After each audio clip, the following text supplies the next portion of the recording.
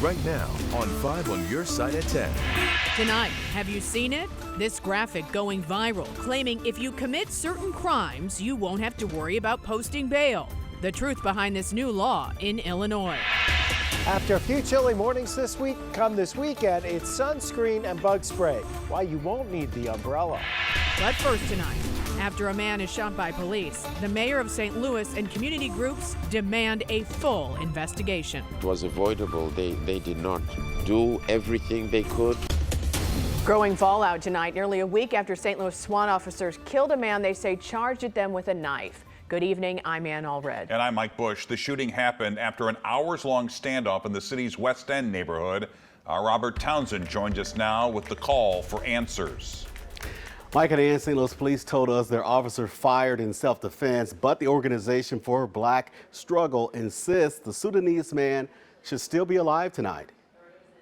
The purpose of the news conference is to bring awareness. On Wednesday, members of the group Organization for Black Struggle will voice their outrage and concerns following an officer-involved shooting that left 61-year-old Badeh Ali Jabir dead at the hands of a 7-year St. Louis police SWAT officer. Just make people aware that a very, gentle and soft person soul lost his life unnecessarily. Police say their officers went to Jabir's first-floor apartment near Page and Hodomat to arrest him. They say Jabir was wanted for felony warrants, including resisting arrest, assault, and a weapons charge. He refused to come out and barricaded himself in the apartment. Police say after several attempts to get the man outside failed, the initial officers backed off and SWAT team officers moved in.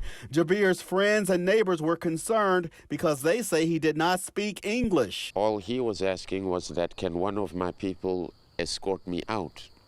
Their decision was not to let anybody in. The SWAT team tried to negotiate with him in 2 languages, English and in Sudanese, because we have an officer that speaks Arabic. That failed. Hours later, when SWAT officers stormed the apartment, police say the man lunged at an officer with a knife and a metal pole. The officer shot Jabir in his chest, killing the father of 4. The shooting has gotten much attention. In a statement, the International Institute of St. Louis says, in part, we are using our voice and joining the call for a full investigation. In her statement, Mayor Tashara Jones says our communities rightfully have questions about these incidents. It was avoidable. So the last resort would have been deadly force after he charged the officers. Again, tomorrow the community group will hold their news conference at that scene in North St. Louis. Thanks. That was just one of 2 officer-involved shootings in the city of St. Louis over a 5-day span. On Sunday night, officers shot and killed 16-year-old Darrell Ross in North City. Police say he ran from officers, tripped, causing him to drop his gun. Officers fired, they tell us, when the teen reached for his gun. 2 officers have been placed on administrative leave pending an investigation. We are following breaking news out of Jefferson County right now. Several northbound lanes of I-55 are closed in Arnold after a deadly crash. Here's a live look at the scene near 141. The Missouri State Highway Patrol tells us 2 people died. No word on what caused this crash. We will keep you up to date on the 5 on Your Side app. Tonight, questions surrounding the Illinois Safety Act and whether it will keep residents safe. The law will soon eliminate cash bail for pretrial release. New tonight, our Pepper Baker is clarifying some of the misinformation circulating online. Pepper. Mike, and Illinois Governor J.B. Pritzker signed the Safety Act in 2021 that addresses a wide variety of criminal justice issues. This massive crime reform package is in the spotlight again for one of its provisions known as the Pretrial Fairness Act, which will end cash bail in 2023, sparking concern, speculation, and assumptions on freeing suspects before trial. Honey, if I needed $500 to get out of jail today, I would be sitting there because I don't have that kind of money. She used to lock people up. Now, former Illinois State Trooper Marie Franklin advocates for criminal justice reform as a community organizer in East St. Louis. Over 250,000 people a year in the state of Illinois are being held pretrial and are being held there because they don't have the money to bond out. And the percentage of those people that are black and brown is typically around 90-ish%. Franklin favors the SAFE-T Act, which includes the Pretrial Fairness Act, set to end cash bail for pretrial release in 2023. St. Louis University Law School professor Anders Walker breaks it down simply. So it's true as cash bail is over. Now judges decide if you pose a risk of hurting someone or running away, they'll keep you behind bars.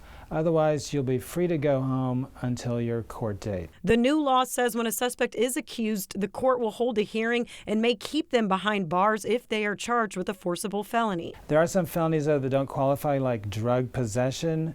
It's possible those people might go out and commit crime, but the idea is they're probably not likely to. Forcible felonies in Illinois law includes crimes like second-degree murder, contrary to misinformation spreading online suggesting the law would instantly release violent suspects before trial. If you are arrested for second-degree murder, you must be taken before a judge, and the judge must have a robust hearing to determine whether you are able to be eligible for release or not. It is not automatic. Judges have to be very careful, though, about who they release and who they keep. Not everybody should be released. If they're dangerous, they should stay behind bars. With similar practices happening in New York, many see ending cash bail as a step towards rooting out systemic racism within the justice system. No cash bail means that we are living up to our word of you are innocent until proven guilty. The current system says you are innocent as long as you got money to get out of jail. For most individuals, it'll be great. They can go home to their families, await their trial date, but there's probably going to be one or two that'll go out, do something really bad, and then we might see the law repealed. Now, one reason this meme got so much attention was because of the shocking claim that violent criminals charged with second-degree murder might get let out of jail before their trial. Not only is that false, but that's a very rare charge in the first place. In fact, in Cook County, prosecutors didn't bring one second-degree murder charge all of last year. A verdict can come down as soon as tomorrow in the federal murder-for-hire trial of Welcome to Sweetie Pie star Tim Norman. Both the prosecution and defense rested their cases today after an unexpected development. Norman took the stand in his own defense. He claimed his nephew Andre Montgomery was with him when he took out a life insurance policy on him. Norman also denied any involvement in his murder. Our Justina Cornell will be in the courtroom tomorrow for closing arguments. If and when a verdict comes down, we will push it out first through the 5 on Your Side app.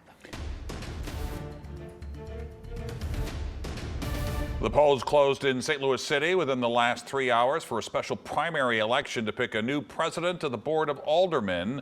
Alderwoman Megan Green received 890 more votes than Alderman Jack Coder, but this is just a warm-up. Both will move on to the November 8th election. The special election is being held to replace Lewis Reed, who resigned along with 2 other aldermen over federal corruption charges. Chasing 700 is sponsored by CarShield. A live look now at Busch Stadium, where all eyes are on Albert Pujols tonight, just 3 home runs away from reaching 700 career home runs before he retires. People, of course, hoping for 698 tonight. The game just wrapped up minutes ago, and our Brent Solomon is live at Busch. Brent? Unfortunately, no home run tonight from Pujols, but I tell you what, there's still time.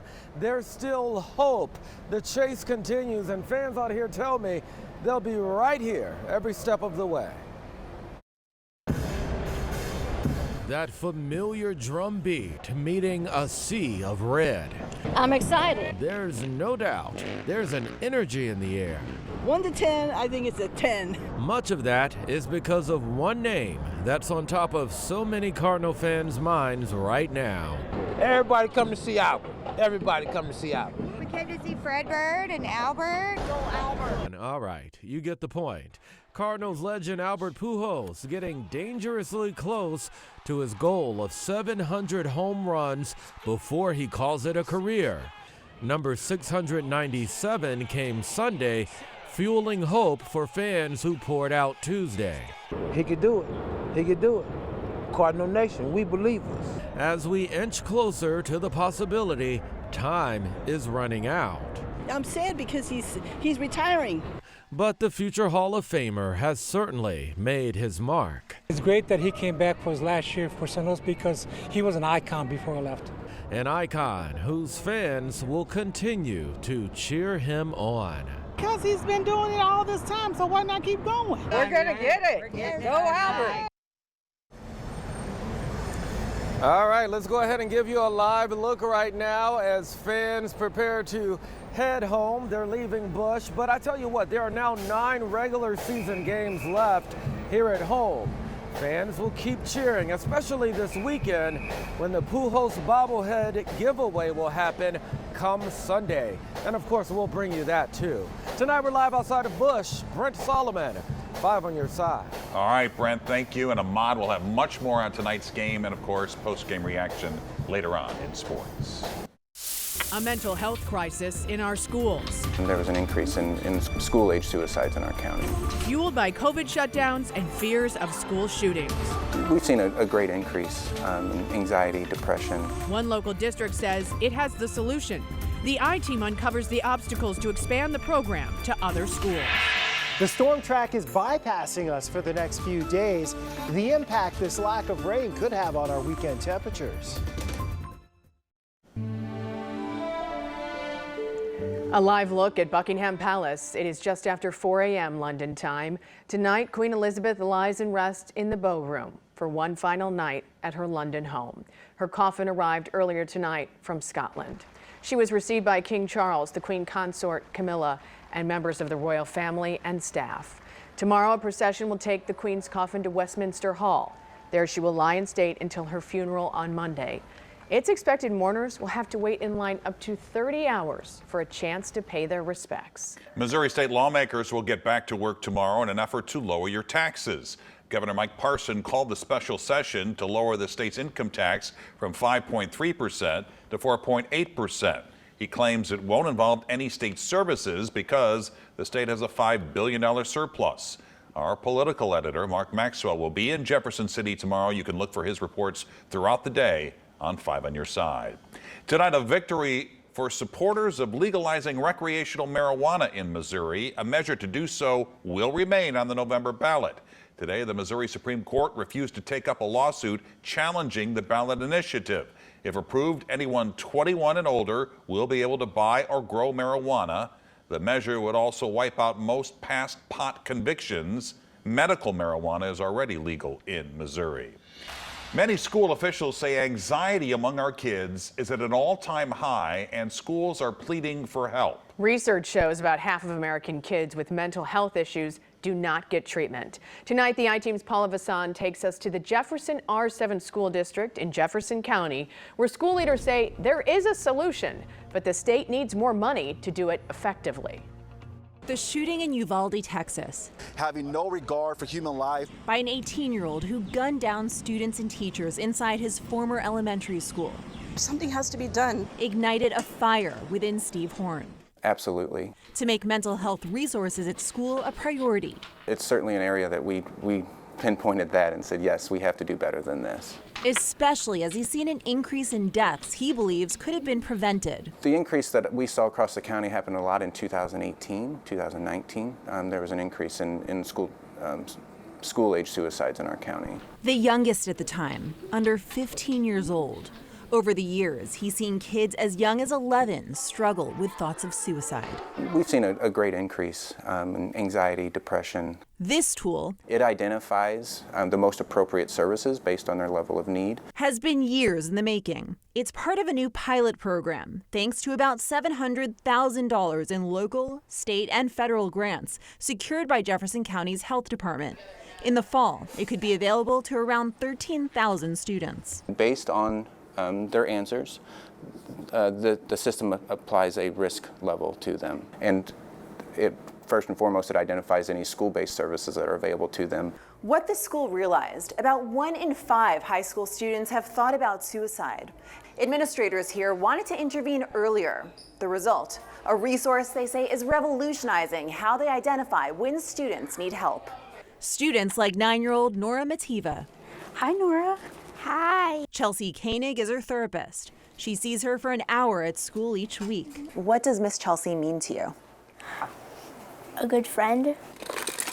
Helping Nora navigate life with autism. Social interaction is a struggle. Thank you for sharing that with me. It can make her anxious. Her school therapist teaches coping skills. This one's cool. Research shows the national average wait time for a behavioral health therapist is 48 days. To move them around. Nora was paired in less than a week. Therapists on campus, good job, have meant less red tape and quicker care. What do you think every school would benefit by having something like this? I think they would see a big decline in serious matters like suicide, a decline in depression and anxiety. It's so much fun. Koenig says one of her biggest obstacles is stigma, not among kids, but their parents. They're scared. They don't want their kids to be judged by anybody, but it's all confidential. The other major obstacle is funding. I would love to see the governor then create a line item in the state budget to assist schools in providing school-based mental health services for their students. The governor's office declined our interview request. Officials with the Missouri Department of Elementary and Secondary Education say it's up to schools to figure out how they want to divvy up resources available to them and prioritize mental health. But many school leaders say that's the problem because it forces schools to choose between their educational and mental health needs. Back to you. If you have a tip for the 5 on Your Side I-Team, call us at 314-444-5231 or email 5onyourside@ksdk.com. All calls and correspondence will be kept confidential. Well, we have sunshine and cooler temperatures this week, but Scott is here to tell us we're warming up. We are going to be warming up over the next few days. I want you to look at the sunset tonight. Did you notice how pretty it was this evening? Watch as the sun sets over Forest Park. Kind of goes into that little ball there just as it gets below the horizon. We do have some wildfire smoke now starting to filter in from the western wildfires. It's not going to be overly thick, but it's definitely out there. 82 degrees was our high today. That's average. What is an average? Your low this morning? 55. Kind of cool. There's your wildfire smoke, and here it is coming towards us. As we push our way into St. Louis, you'll find this around tomorrow, and we will deal with it as we head towards tomorrow afternoon. So, another cool night. Smoke is going to make the sky a little less blue. No local air quality problems. All right, here's a look at your 10 days. Quiet weather for the next several days. We're back into the lower 90s by the weekend. Fall begins next week. Temperatures will be a little bit cooler. There is next to no rain chance for the next several days. Mike and Ann will see you in a few minutes. All right, Scott, thank you. And Ahmad is coming up with sports in just a couple of minutes. And Ahmad is going to tell us what is coming up. Ahmad. Yeah, the Cardinals are home trying to finish the season strong. The Blues whipped out their checkbooks earlier today. And we're talking more about the Missouri football team who's finding inspiration from Bill Parcells. That's coming up next.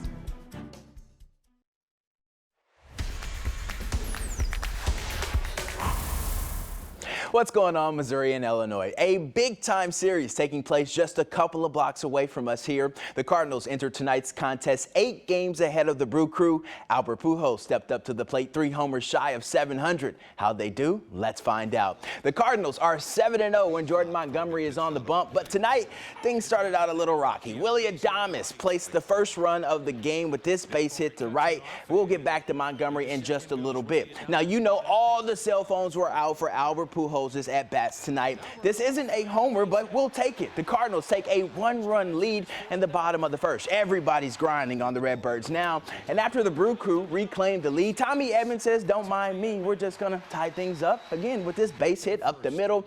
But as promised, we're back to Montgomery. I told you things were rocky. Andrew McCutcheon said it was smooth on his end. A 2-run bomb. The Cardinals trailed 7-4 after that. They went on to lose 8-4. We're prepared for each one of their guys. We know them really well. Our hitters meeting, we knew coming in this is what it would look like. So we game planned for it. They beat us. Credit, of course. Cairo shoots. He scores! Another power play goal! He's been dubbed one of the most popular Blues players amongst fans here in St. Louis. He was also voted one of the league's best players by his peers, making the All-Star game. And today, the Blues signed their star player, Jordan Kyrou, to an 8-year, $65 million extension. Can someone say cha-ching? Kyrou secures the bag after playing just 1 full season with the Blues, but that lack of experience didn't matter. Kyrou was 4th on the team in points. With the move, this means the Blues only have $16 million remaining in salary cap for the 2023 2023-2024 season, but still have players like Ryan O'Reilly, Vladimir Tarasenko, and Nico Mikkola, who are scheduled to be unrestricted free agents. The runner with Schrader. Second effort gets him in. Touchdown. Down 34 with no time remaining, the Tigers could have just folded and quit, but they kept fighting. A few days later, after the loss, message boards and social media football experts were blasting Mizzou. The team could have looked at that and started doubting themselves. Instead, they went back to the drawing board and got to work. Head coach Eli Drinkwitz went deep in his bag of motivational quotes to rally his guys, and he said Bill Parcells had the perfect saying. You know, losers assemble in groups and complain, and I would add get on Twitter and message boards and have all the answers, and winners assemble as a team and find ways to win. And that's what we're going to do. We're going to assemble as a team and find ways to win. And we're not going to focus on the toxicity or negativity. That has nothing to do with winning and won't produce any type of outcome for us that we want it to be. Earlier today, the Missouri Athletic Club partnered with the Youth and Family Center to help fundraise for a new basketball court. The director of the center, Lucretia Crenshaw, said they've dreamed of expanding their basketball league, but have been turned down by several teams due to their gym floor, which is constructed out of concrete. Her partner, Floyd Iron, says they are more than appreciative of the MAC's help and the $50,000 donation because a new floor can impact lives in a variety of ways. So we're trying to get a more conducive floor to the gym so we can be able to be competitive in sports. The fact of the matter is, I always said that, you know, once you build certain things, they will come, and our kids really need a new floor, and that new floor is just going to be the window so people can come in and see all the other programs we have here that's needed in our community.